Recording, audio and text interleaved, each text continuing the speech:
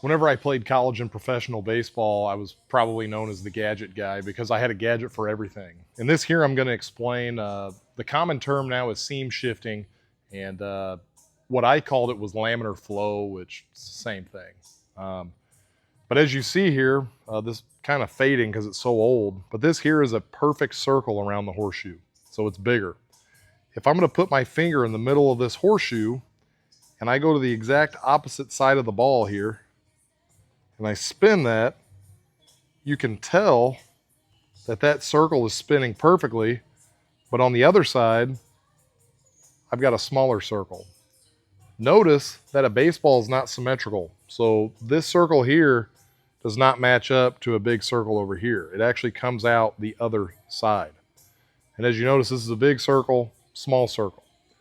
Whenever you throw a changeup, a seam shifted changeup or a two-seamer that has laminar flow or is seam shifted, it's going to be not directly on its target, but it's going to be slightly twisted, okay? What this is going to do, it's going to come out of the fingers here, and as a pitcher, what you want to see is you want to see this circle. I would throw this, and I would try to see this circle spinning kind of back at me whenever I threw a two-seamer, okay? The hitter, the catcher, is going to see this smaller circle coming at them, okay?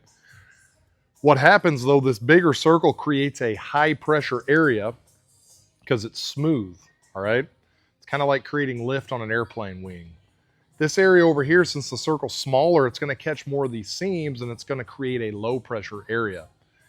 These seams being shifted is what's going to create high pressure, low pressure, and the seams being shifted is what's going to create the movement that everybody wants.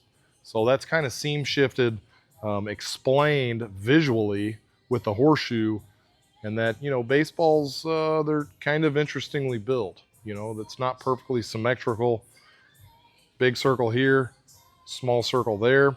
And then obviously for a lefty, it's going to be reversed. So you always want this big circle on the thumb side for a good changeup or a good two-seamer. And then you want it on the other side whenever you're throwing like a cutter or something like that if you want it to go the other way.